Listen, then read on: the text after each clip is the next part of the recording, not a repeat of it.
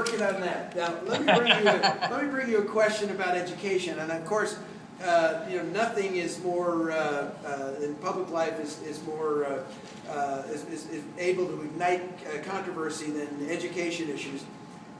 Judy Chandler, one of our members, and others have a question for you about Common Core. And basically, it seems like it's the worst kind of government overreach and an infringement on parents and local school districts. And what we'd like to know, sir, is where are you on Common Core right now? So let me tell you what I've done so far and where we are.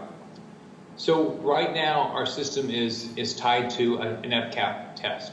Okay, I go around and I talk to people involved in education, and I talk to parents, and we all believe in measurement. Everybody believes in measurement. Everybody believes measurement helps. As we all get measured, we all do better, right? So the issue you have is what's the right type of measurement.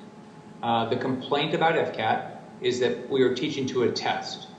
The goal with testing should be we should be testing problem solving. We should be testing critical thinking. So the goal was to go with Common Core. I think it's 46 states are going down the path of Common Core. The goal of Common Core is to test critical thinking and problem solving. Now, with Common Core, there's two ways to think about it. One is we have the Common Core curriculum, and the other is how do you test. So there's Common Core curriculum, and then the way that a lot of states are testing is PARCC. The concern that a lot of people have about PARCC is that it's 9 hours of testing and it costs more than FCAT. And so is it a good use of money? So here's what I'm doing right now. As we're speaking, there's an education summit going on in St. Pete, led by Gary Chartrand from Jacksonville, a business guy that's the chairman of the Board of Education, and Pam Stewart, who's the commissioner of education, who's very knowledgeable. She started as a teacher and then a vice principal, superintendent, now commissioner.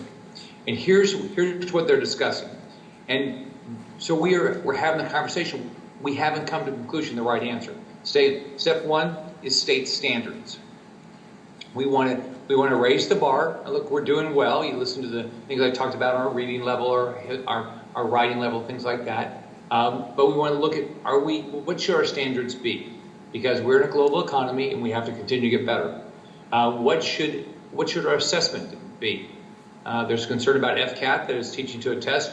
What's the most cost-effective way to measure a student's gains? Because that's what we should be measuring. And every teacher I've talked to believes in measurement. They just want it to be fair.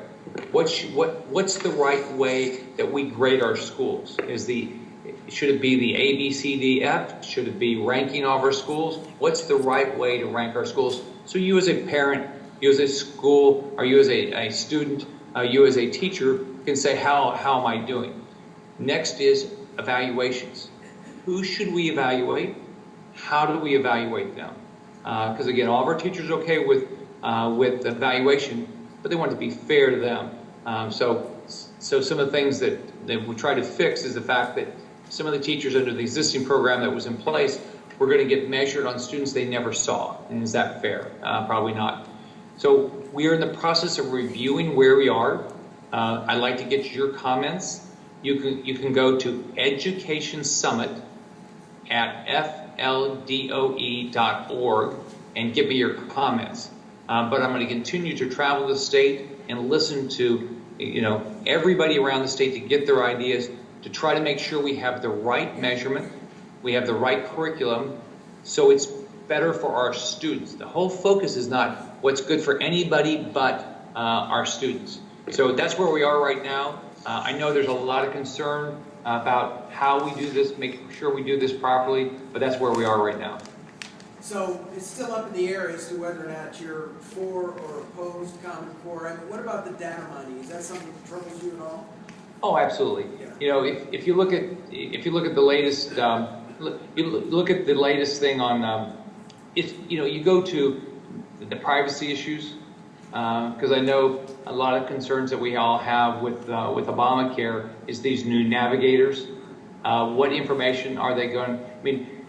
What information are they going to take about all of us? How are they going to share the information? Are they going to tell us when they're sharing their information? So anything where they're doing things that we should know what our government's doing. I mean, I personally believe in transparency. It's your government. It's not any, government's not a separate entity by itself. It's you. This is government of the people, by the people. So I think on the data mining, we've got to make sure that we're not doing that.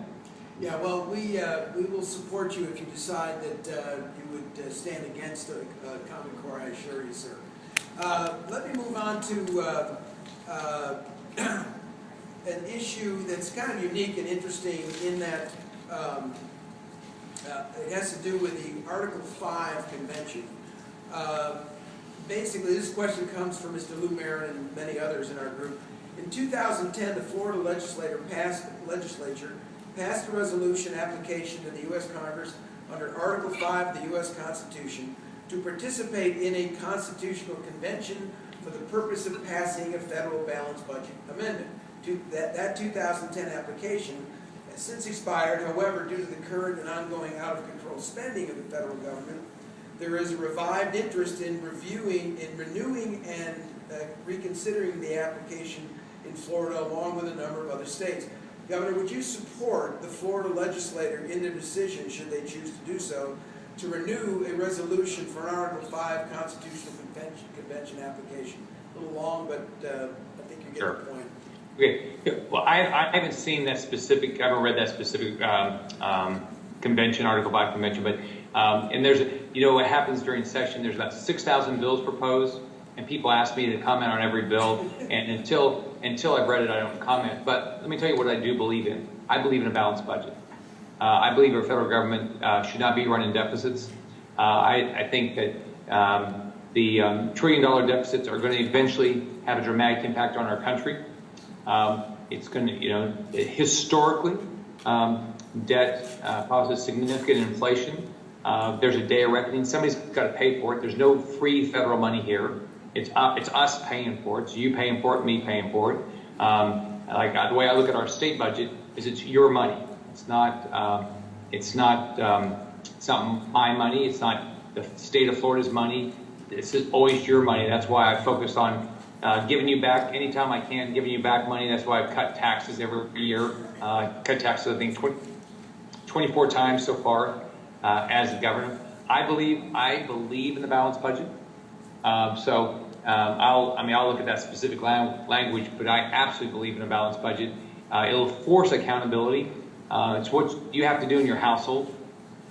In business, you can't just keep borrowing money. In your house, you can't just keep borrowing money.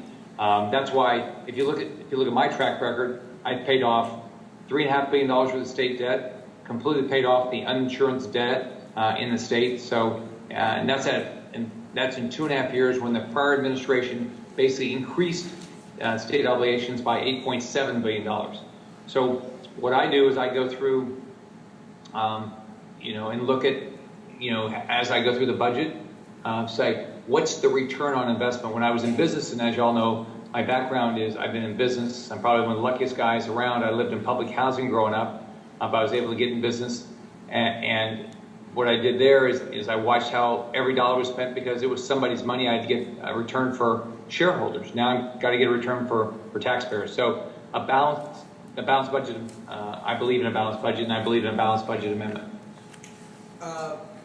Thank you, sir. This question from our member. I signed a pledge early on for a balanced budget amendment also. Right. That's right. Thank you so much for reminding us of that. This question is about Obamacare. It's a simple one. Larry, this is from Larry Palau and several others. In a recent interview, by the way, you were quoted as saying the president's health care law is a disaster. It's going to be bad for patients. It's going to be bad for business. It's going to be bad for providers. There's nothing that wins in that bill. By the way, I love this quote. Is there anything that you and other conservative governors across the country are doing or planning to establish some concerted effort, some coordinated effort to try to repudiate this bill, this law? Sure. The Republican Governors Association has a policy group, and right now the chairman of the Republican Governors Association is Bobby Jindal, governor of Louisiana. And so we have, I don't know how many of us signed on to, we had lots of questions about a variety of aspects, but let's think about what happens with government healthcare around the world. Here's what government healthcare typically does. It says, oh gosh, we're going to do everything for you. They find out very rapidly they don't have it. Yeah. They find out very rapidly there's not enough money, right? Then what happens is they said, oh gosh, I don't have enough money, so I'm going to keep telling you I'm going to pay for everything, but I won't pay your hospital enough to where they can take care of you. I won't pay your doctors enough that they'll want to take care of you. I won't pay. Oh, I won't make maybe they won't have enough money to pay for a vast and things like that. And that's what happens in government healthcare. In 2009, as you know, I organized a group called Conservatives for Patients' Rights with the idea that there's some logical things to do in healthcare. If you want to fix healthcare, here's the things you should do. One, allow competition. Competition generally gives us as consumers better choices, price, quality, and service. Number two, let you buy the insurance that you believe in. One of you might like a certain type of insurance that another one person doesn't need. You'll buy what you want. Number three, allow insurance to be sold across state lines. Number four, give you as an individual the same tax break as employer. So you own your own healthcare policy, like you might a life insurance policy. And if you change jobs, you don't lose your insurance. And number five, give you a tax break, or not a tax break, give you a benefit if you eat right, don't smoke, exercise, do the things you know will make you healthy, because you probably will use less healthcare. So that's what we should do. The goal would be, if you think about it, there's two ways to go with healthcare. We can go the way the president's going, where it's a government takeover. They're going to make all of our decisions. Or you can rely on the consumer. All right? I rely on people. I rely on you. You'll make a smart decision with your dollars. That's what this is.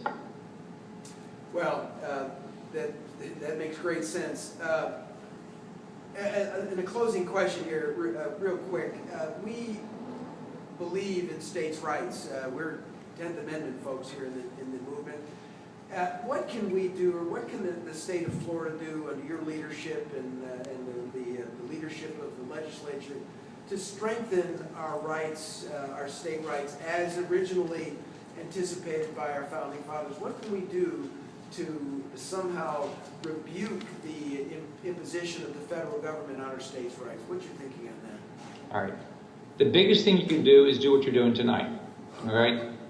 Get involved, but you've got to elect the right people. You've got to elect people that actually believe in states' rights. Now, the most important people to elect are the federal people, congressman, senator, and president. If they don't believe in states' rights, it's very difficult on states. It's very difficult to do what our job is. We're a laboratory. We're supposed to have 50 laboratories. If you don't like the way Florida's going, you can move to Texas. If you like the way Texas is going, you can move to Florida.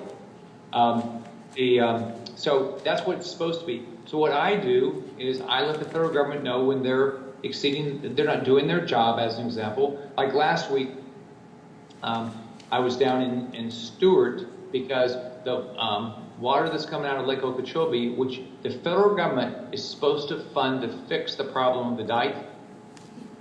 You as taxpayers, you as Florida taxpayers, we've put up $2.5 billion to improve the quality of water in that area of the state.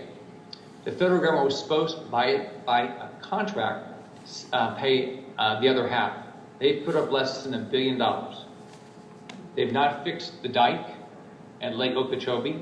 We now have, because of that, we have too much water flowing out towards the St. Lucie River and the Caloosahatchee River. So it's causing problems with especially with our